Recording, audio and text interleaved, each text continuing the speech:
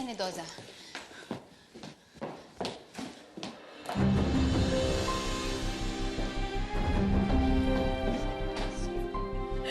Is there any way to save my baby? Masyado ng maraming dugo ang nawala sa inyo and wala na rin heartbeat ang baby nyo base sa ultrasound. That's why we need to perform DNC to arrest the bleeding. Marisa! Marisa! Wala na ang baby ko! Marisa! Bakit na nangyari to? Hindi ko gusto to, Marisa! Marisa!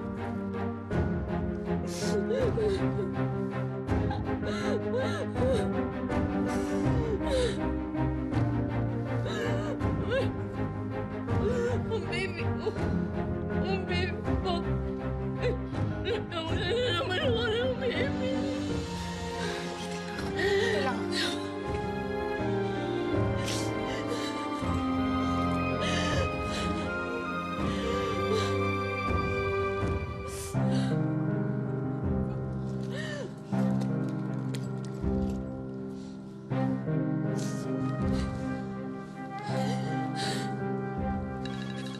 Dito. Gabi si Marisa doon. Nandito kami ngayon sa ospital. Anak, huwag mong sisihin ang sarili mo. Hindi mo kasalanan yung mga nangyari.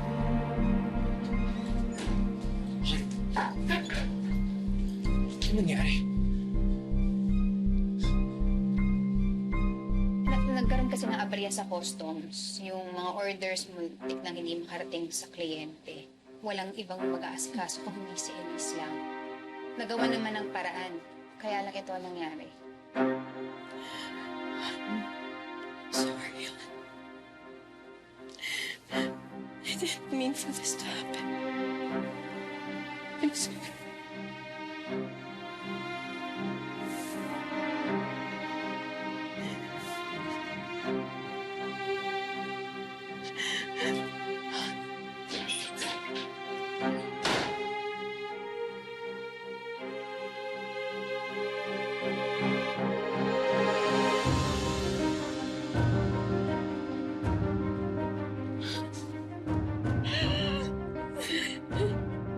Gabriel. Huwag naman sanang ganun. Hindi ginusto ng asawa mo ang nangyari. Ilang beses na ito nangyari. Elise should have known better. Your wife is vulnerable right now. Kung masakit sa iyo ang nangyari, mas masakit sa kanya. Sana lang maging sensitive ka.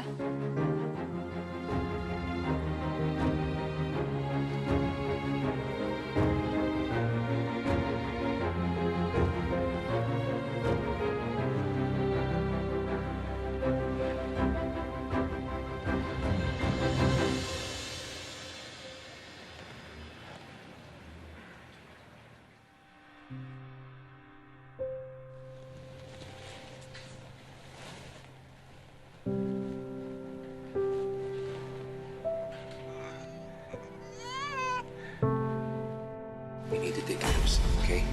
Wala ako dito. Just don't forget to monitor your blood sugar and your BP. Ito na nga po. Yes, makasulat mo sa record book. I-send mo sa akin. Yes, Please. boss. Okay?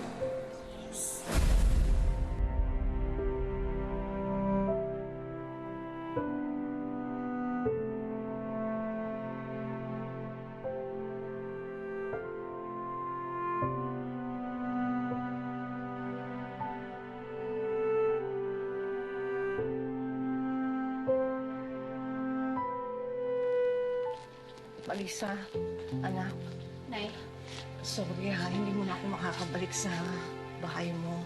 Kasi kailangan pa ako ni Elise. Hindi pa niya kayang mag-isa eh.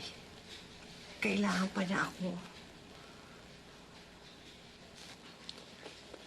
okay lang po, Nay. Sige po. Mas makakampante naman ako na nandito kayo para bantayan siya. Salamat anak, naintindihan mo. Naalala ko ng mga bata kayo, alam mo ba? tuwing may problema si Elise. Lagi kang nandiyan sa tabi niya.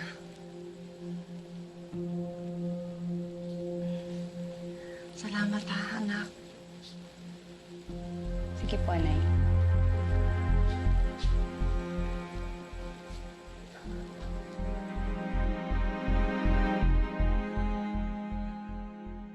Yan ang nga sinasabi ko eh. Ayaw nyo kasi makinig sa amin. Tama na, please. Ano ba? Si Gabriel na nga lang kaysa isa kong anak na lalaki, siya ang inaasahan ko magpapatuloy ng pangalan Villarosa. Hindi ba mahalagaan? Dad, don't talk about my wife like that. Bakit? Gusto ko lang sabihin sa kanya. Ano? That you lost a grandchild? That would carry your last name? Sa tingin niyo ba, may pakialam kami sa pangalan ngayon? A little perspective, Dad. We just lost our child. Hindi namin kailangan ng lecture ngayon. Please leave. Leave!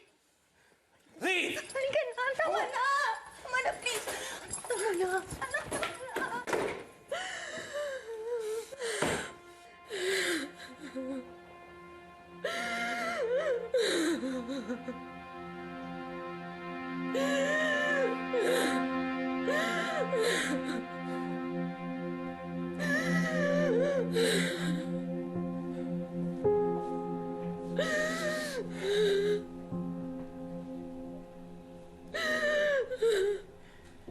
I'm sorry. I'm sorry.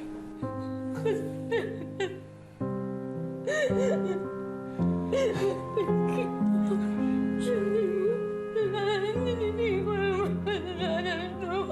Gabriel, hindi ko ginusto to.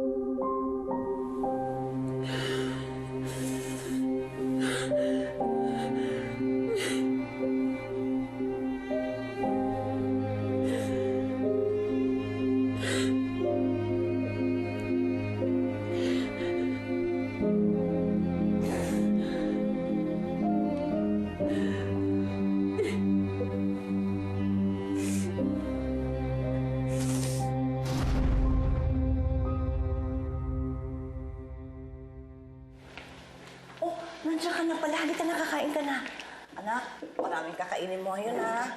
Nay. Kailangan mo magpatabi ng kain kasi magpapalakas ka, ha? Nay, si Gabriel po. Ang aga umalis kanina. Hindi ba nagpaalam sa'yo? Pupusta ako. Ngayong linggo rin, babalik ang asawa mo sa trabaho. Walang kadala-dala. Napakatigas ng ulo. Kung hindi dahil sa kapabayaan niya, hindi malalaglag ang apo ko. Lalaki pa naman. Dad, that's enough. Bakit? Mali ba sinasabi ko? Hindi na mahalaga kung tama o mali kayo, Dad. Ang punto ka lang, you have no right na magsalita ng ganyan tungkol sa asawa ko. Dad, can you not see how devastated Elise is nangyari? Neither one of us wanted to lose our child. Devastated ka mo? Ang hirap sa'yo, Gabriel.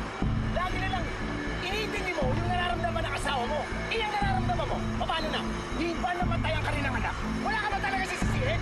Come on, son. Maging aris ka naman sa sarili mo.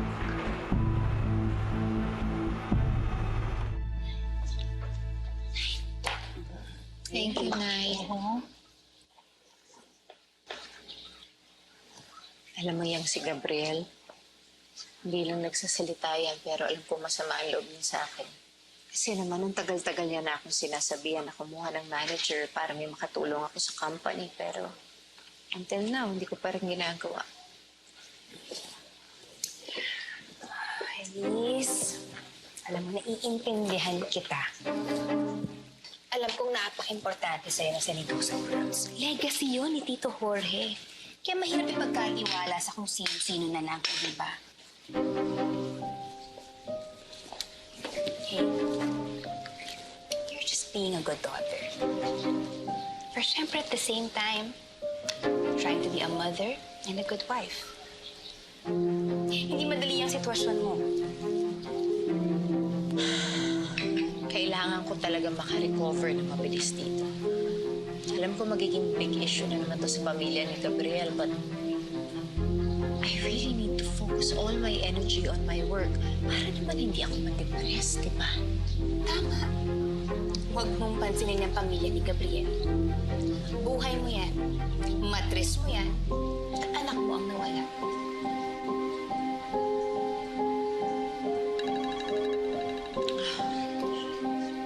Excuse me. Hello, Pinky? Hello, ma'am. Anong nangyari? Pasensya na. Alam ko pong nagpapahinga kayo ngayon. Pero, I'm just calling to follow up on your presentation for Mr. Albertini. Bukas na kasi yun. Kaya nyo na ba or gusto nyo tawagan ko sila para ma-reschedule na lang? No. Do not reschedule it. Baka mamaya mawalan pa tayo ng chance if you do that. Malaking potential client pa naman siya. Don't worry about it. Ako nang bahala, okay? Thank you. Elise, may problema ba? May presentation kasi dapat para sa isang malaking potential client namin, si Mr. Albertini. Pero hanggang ngayon, hindi ko pa naasikaso eh. Sa bank account pa naman. Paano yan? Kaya mo ba? You're still recovering. Wala naman akong choice, di ba?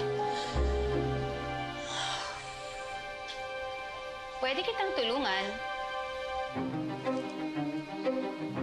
Talaga? Paano?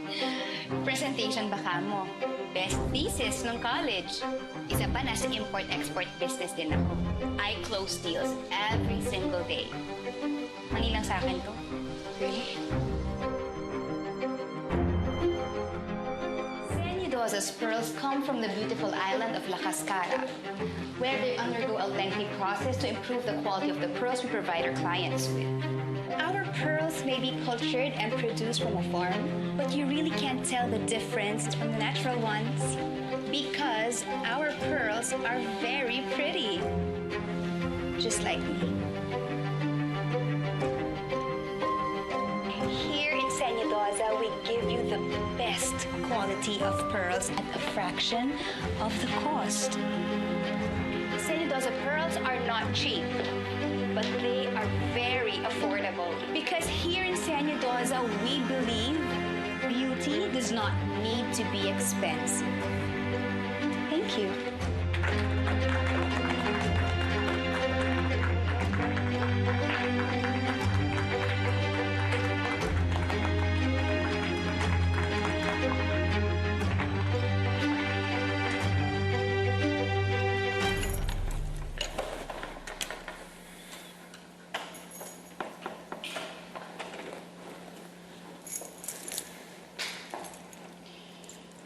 Kahit hindi mo sabihin, alam kong iniisip mo at sinisisi mo ko sa pagkawala ng anak natin.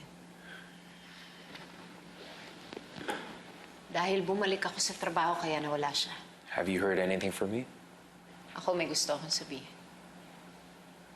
Na-close na yung deal with Mr. Albertini, which means pwede na mag-survive ang kumpanya ng dad ko. So, bumalik ka na sa trabaho. No, not me. Si Marisa.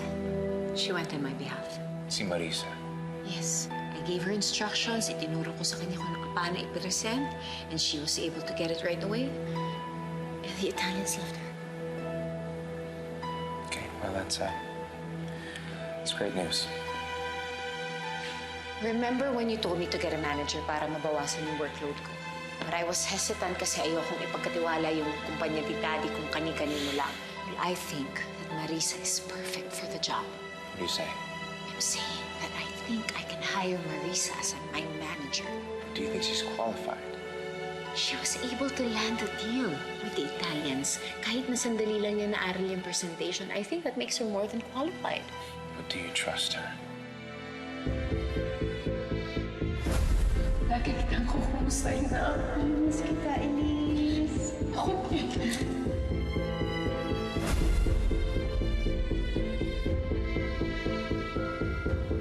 With my life.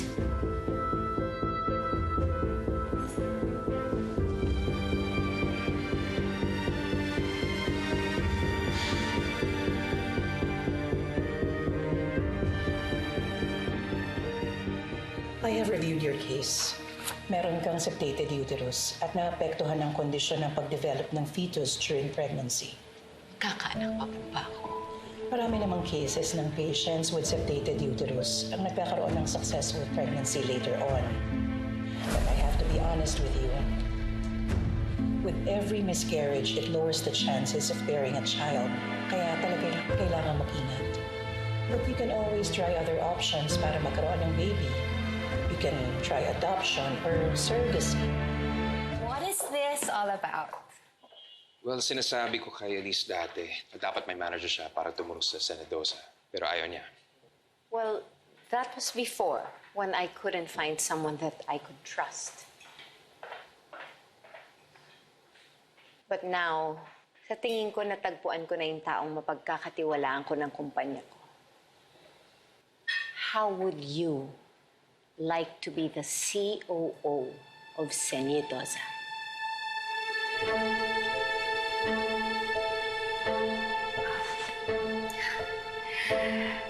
So, do you accept? Elise, kung sa palagay mo na kaya ko at pinagkakatiwalaan mo ko, bakit naman hindi? I would gladly accept your offer.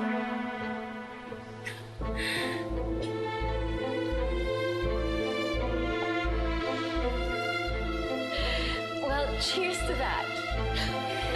Cheers.